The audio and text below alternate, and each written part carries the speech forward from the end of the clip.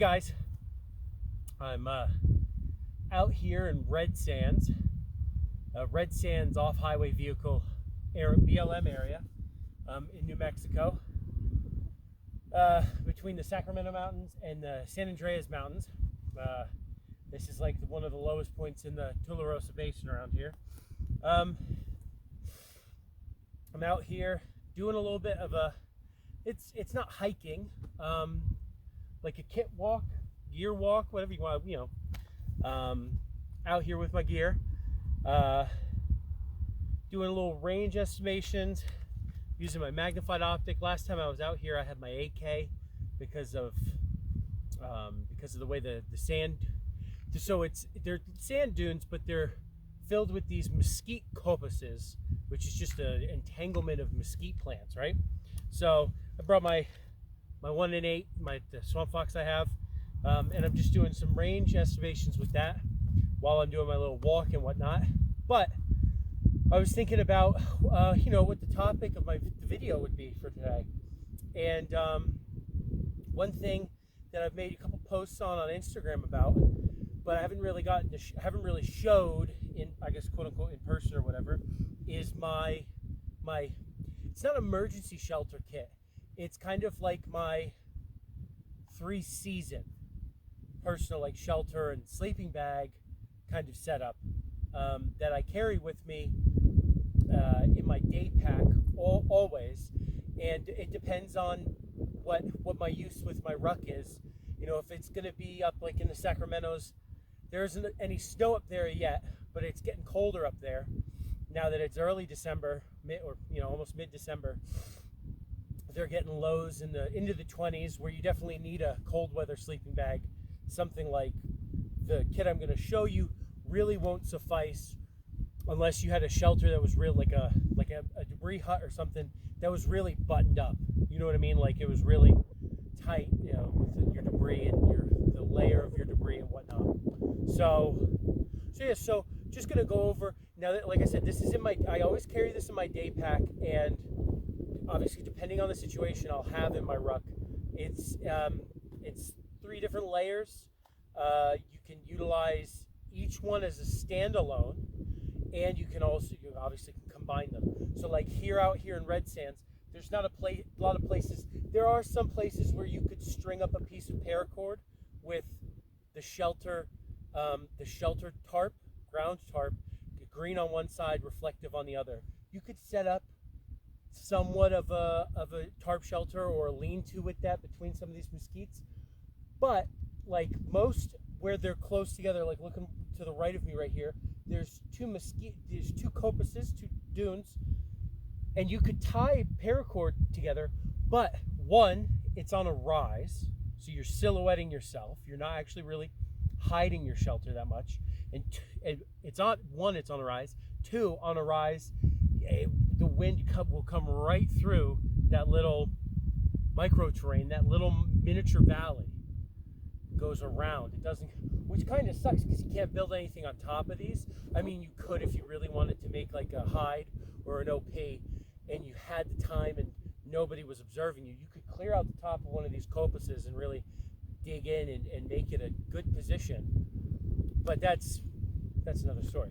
So anyway, like at where I am today with the 3 layers that I have, it's a reflective ground tarp, reflective on one side, green on the other, that you can use as a blanket or as a shelter, tarp shelter, or reflective shelter. Then I have the SOLE, S-O-L-E, escape bivy, which is an emergency bivy, green on the outside, reflective on the inside, but it's a bivy, like a sleeping bag. It's a sleeping bag. And then I have a mosquito net. So, if you're if I was out here, I would basically just be using the mosquito net and the escape bivy, and that would be my sleeping arrangement. Because out here, you got to deal with the tarantulas and small lizards, and you really don't have to deal with a lot of buzzing bugs, but you also some scorpions and snakes. Now that it's getting colder, you're out here, your body warmth, you want that mosquito net as a protective layer against the creepy crawlies. You don't want somebody crawling on top of your sleeping bag or in the sleeping bag with you. You want to That's why I carry that everywhere here in the Southwest. And back in Maine and New England, I had it because of the mosquitoes and the black flies. So, all right, so let me show you the 3 layers of the kit. All right. So I just realized that the mosquito net must have fell out of the top, the pouch on my day pack. It's probably in the trunk of my car. Thankfully, I don't actually need to use it right now. And there's yet another lesson in freaking gear, I guess, gear accountability and making sure you have everything you need, right? So we'll go over the other 2 layers, which is, it's fine. So I've had this emergency reflective blanket. I've had this for over 10 years, maybe 12 years. It's not fallen apart. What it could really use is a nice coating of spray paint on this non-reflective side, just to kind of make it a little more durable. Or now that it's older, it's fallen, like I said, it's kind of coming apart, little tears and whatnot. But its reflective qualities are great and everything. And so I carry this with me. Even when I didn't have this sole, because this is a newly acquired in the spring, this sole bivy. But I've had this in almost every single one of my kits for the last decade plus. When I was in the Navy and I would go to the field with the Marines, I brought this with me to use to cover my gear. Obviously, you don't want the reflective side up in a tactical situation, or just a field crafty situation. You don't want to have the reflective side up because somebody can see it. But I used it. I also used it a couple times when we were in the field, just wrapped up around my bivy sack, my issue Gore-Tex bivy sack and sleeping bag, just as an extra layer. And they're they're the same thing. The sole bivy, the sole bivy and this are the same thing, except the sole bivy is specifically designed to just be a sleeping bag. It's specifically designed just to sleep in. It's not a shelter, blah, blah, blah. So with the mosquito net, what I normally do is I just lay this out. I take the mosquito net out. I basically stand up in this, right? I stand up like you do in a sleeping bag. I stand up in this. I lay down, and then, most mosquito nets in a house or when they're in a building, like in a third world country or a tropical area, most are held up by like a single point in the center, held up by like the ceiling or something.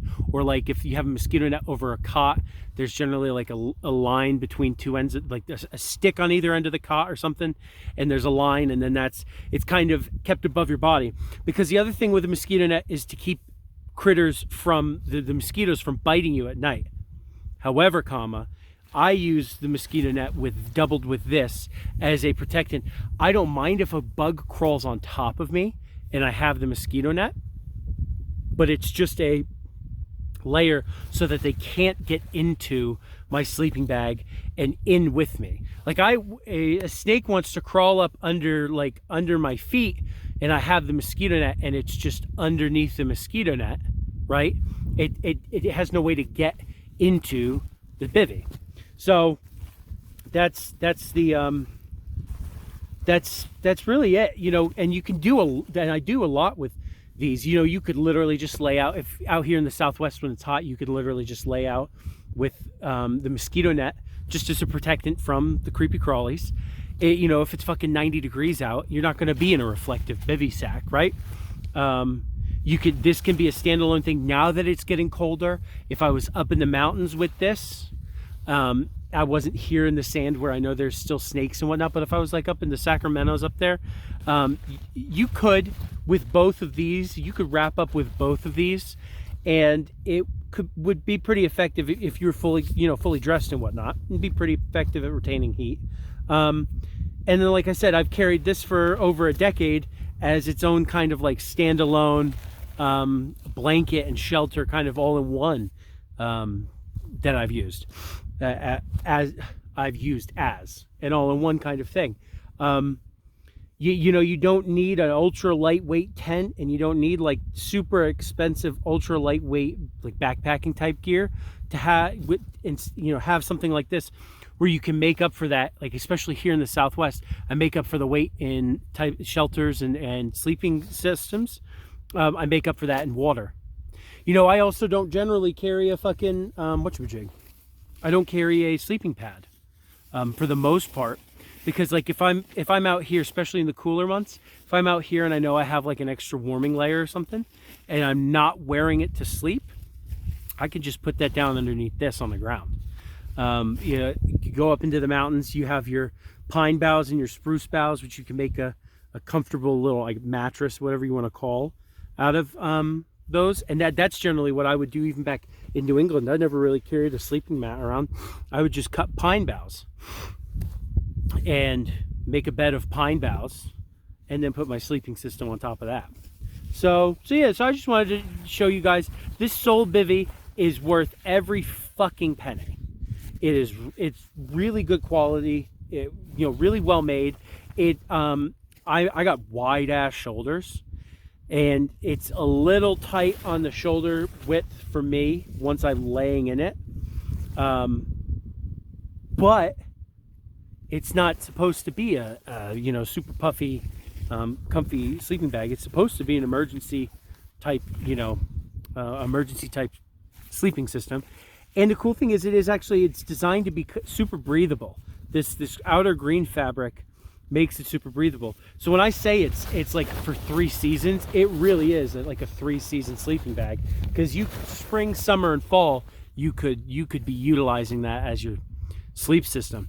And it also depends on how much clothing, because you know the whole shtick about how much clothing you wear when you go to sleep, because the whole point of like a sleeping bag is to retain the heat.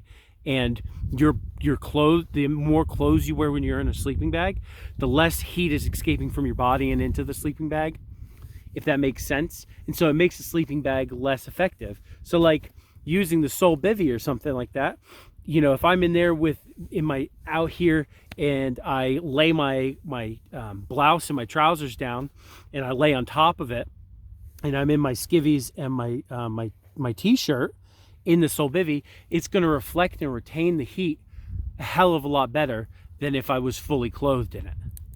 Now, you could use it in an emergency situation where you just are wet and cold and you wrap yourself up in it. But that's not what I'm utilizing it for. It's replacing a full sleep system for me. And like I said, I'm comfortable most of the time with it. It just also depends on how many bugs are out there, you know? So, all right. So that's my sleep/shelter setup. Hold on. So yeah, so there you go. Super simple, super effective, lightweight, inexpensive. Not a lot of, you know, wicked expensive ultra lightweight backpacking kit or heavy surplus kit like a Gore-Tex Bivy is pretty heavy.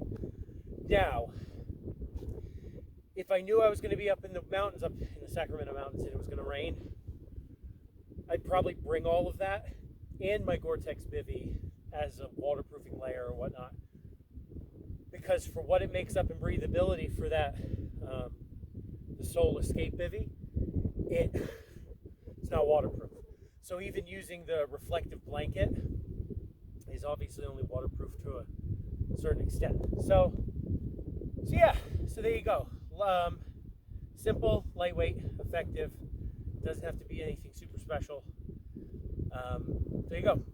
Yeah, check out the Sol Bivy. Get yourself a reflective, two-sided OD green or flat dark earth reflective side blanket. It's worth its weight in gold when it comes to kit when you're carrying it.